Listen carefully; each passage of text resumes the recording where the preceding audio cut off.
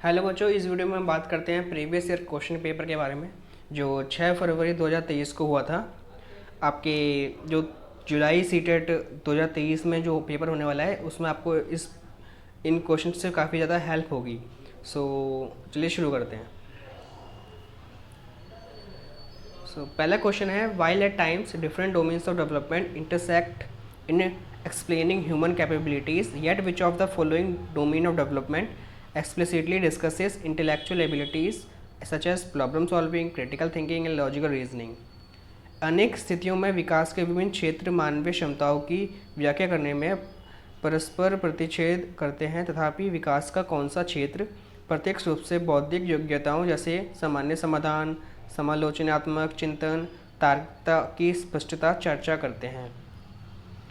Question में simply वो पूछ रहा है कि जो हमारा जो इंटेलेक्चुअल एबिलिटीज़ होती हैं, प्रॉब्लम सॉल्विंग, क्रिटिकल थिंकिंग और लॉजिकल रीजनिंग, ये कौन से डोमेन्स में आती हैं हमारे। आप बताइए कौन से डोमेन में आती हैं। फिजिकल में आती हैं, सोशल में आती हैं, मोटर में आती हैं, कॉग्निटिव में आती हैं। अगर आपने डोमेन्स ऑफ डेवलपमेंट पढ़े होंगे इसका जो करेक्ट आंसर है वो है कॉग्निटिव डेवलपमेंट। कॉग्निटिव डेवलपमेंट के अंदर जो हमारी जो इंटेलेक्चुअल एबिलिटीज़ होती हैं जैसे प्रॉब्लम सॉल्विंग, क्रिटिकल थिंकिंग और लॉजिकल रीजनिंग, वो सारी की सारी इस डोमेन्स के अंदर आती हैं। चलिए नेक्स्ट क्वेश्चन डिस्कस करते हैं। सेकंड क्वेश्चन है, development proceeds from dash to dash, मतलब ये थोड़ा टाइपिंग एरर हो गया है यहाँ पर। तो हमारा जो डेवलपमेंट कैसे प्रोसीड करता है, पहला है हेड टू टो, दूसरा है सिंपल कॉम्प्लेक्स से सिंपल, तीसरा है एक्सट्रीमिटीज़ से सेंटर में, और चौथा है स्पेसिफिक से जनरल में। कैसे करता है, सिर से पैर, जटिल से सरल, बाह्य से केंद्र, विशिष्ट से सामान्य। इसका जो करेक्ट आंसर है वो है हेड टू टो। आपने अगर डेवलपमेंट पढ़ा होगा तो दो प्रकार का मेन डेवलपमेंट होता है हमारा, एक होता है सेफेलोकॉर्डल और दूसरा होता है प्रॉक्सिमोडिस्टल। जो सेफेलोकॉर्डल डेवलपमेंट होता है ना, वही हेड टू टो होता है। उसके अंदर क्या होता है, जो हमारा एक ह्यूमन होता है उसका मेन डेवलपमेंट कहाँ से शुरू होता है, एक पहले हेड से शुरू होता है, फिर हैंड्स, फिर लेग, हेड से लेकर टो तक डेवलपमेंट होता है। इसी डेवलपमेंट को सेफेलोकॉर्डल डेवलपमेंट भी बोलते हैं। जो उसका करेक्ट आंसर हो गया वो हो गया हमारा head to toe. During early childhood dash is the primary agent of socialisation and dash is the secondary agent of socialisation. प्रारंभिक बाल्यावस्था के दौरान समाजीकरण का प्राथमिक कारक है और समाजीकरण का द्वितीय कारक है। प्रारंभिक बाल्यावस्था, ड्यूरिंग अर्ली चाइल्डहुड, कौन से एजेंट्स इसके अंदर आएंगी बताइए आप। मास मीडिया और फैमिली, स्कूल और फैमिली, तीसरा फैमिली और स्कूल, चौथा प्रिंट मीडिया और मास मीडिया। यहाँ पर जो करेक्ट आंसर है वो हो जाएगा आपका सी, फैमिली और स्कूल। और फैमिली और स्कूल कैसे, क्योंकि अर्ली चाइल्डहुड में फैमिली जो होती है वो मेन होती है, ठीक है। Mass media, school, print media ये अर्ली चाइल्डहुड में नहीं आते, ये बाद में आते हैं, ठीक है। चौथा क्वेश्चन है यहाँ पर, as per Jean Piaget's theory, if a schema does not produce a satisfying result then dash takes place. Jean पियाजे के सिद्धांत के अनुसार अगर एक स्कीमा संतुष्ट परिणाम नहीं देता है तो डैश उत्पन्न होता है। अगर आपने जीन पियाजे की थ्योरी पढ़ी होगी तो उसके अंदर वो कॉग्निटिव डेवलपमेंट की एक प्रोसेस बताते हैं। उसमें क्या होता है, सबसे पहले बच्चा स्कीमा डेवलप करता है, उस स्कीमा से रिलेटेड अगर बच्चे को सेम रिजल्ट नहीं मिलता है तो उसको एक चीज़ उत्पन्न होती है, वही वो चीज़ पूछ रहा है क्या उत्पन्न होता है, उसका नाम क्या है। Imitation, disequilibration, conservation, zone of proximodistal. यहाँ पर जो करेक्ट आंसर है वो है डिसइक्विलिब्रेशन। ये जीन पियाजे की थ्योरी आपको पढ़नी होगी तभी आपको ये समझ में आएगा, ठीक है। और जीन पियाजे की थ्योरी आपको जल्दी ही हमारे चैनल पर भी मिल जाएगी। जो पांचवा क्वेश्चन है वो है, according to Jean Piaget's theory of cognitive development at which stage do children begin to understand object permanence. ये ऑब्जेक्ट परमानेंस क्या होता है, बच्चे को जब हम कुछ चीज़ दिखाते हैं, फॉर एग्जाम्पल कोई हमने बॉल दिखाई और हमने उसको दिखाने के बाद उस बॉल को हमने छुपा दिया, ठीक है, वो बच्चा फिर उस बॉल के लिए रोने लगता है कि उसको वही बॉल चाहिए होती है। तो उसका मतलब बच्चे के अंदर ऑब्जेक्ट परमानेंस आ चुका है।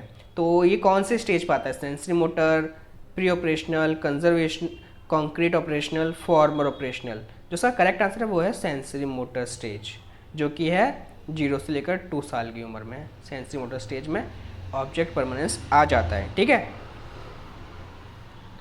और छठा क्वेश्चन है when Raman was presented with hints dilemma he responded that hints should not steal the money because stealing is a crime and doing so will cause disturbance in society.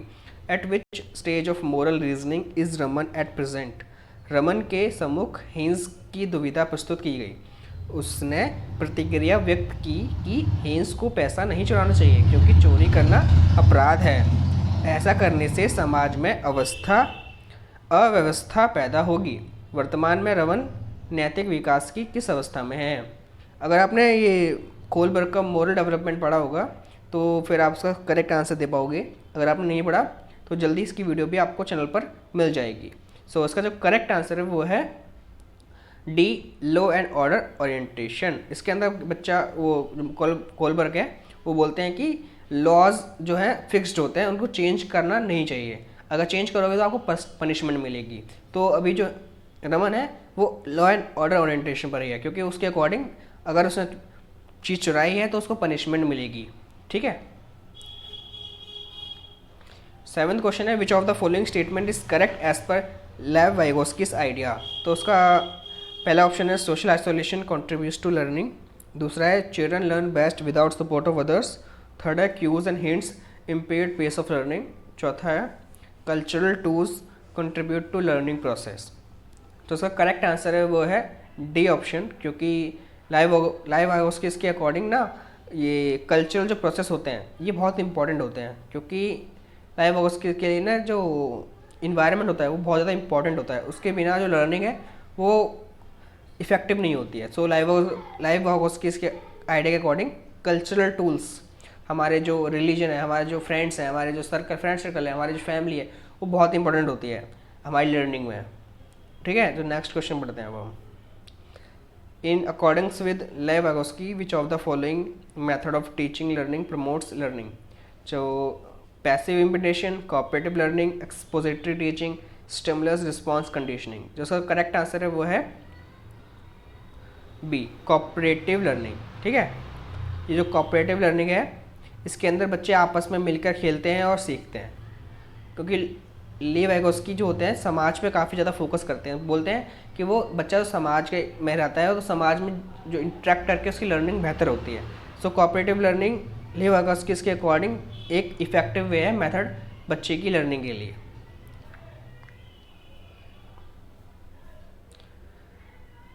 Next question है child centred education advocates for.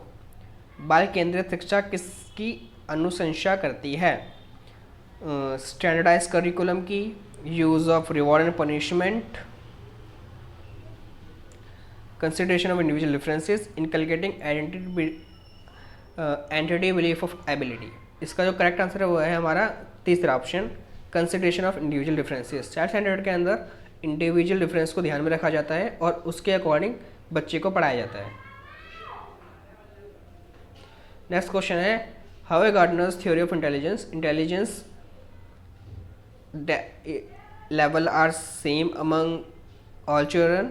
B is a general ability which has no biological base. Third is fixed from birth and does not get impacted by the environmental factor. Fourth is of many kinds and individuals possesses different levels of different intelligence. जो intelligence जिसका correct answer वो है option D. अगर आप ये hovered gardener जो अपनी intelligence की थ्योरी है उसमें काफ़ी सारी वो इंटेलिजेंस की जो टाइप्स हैं काफ़ी सारे बताते हैं वो, तो इसका जो करेक्ट आंसर है वो है option D. Intelligence is of many kinds, individual possesses different levels of different intelligence. Okay. So अभी के लिए हम सिर्फ आज 10 ही क्वेश्चन डिस्कस करेंगे। आगे नेक्स्ट क्वेश्चन हम नेक्स्ट वीडियो में आपके लिए लेके आएंगे।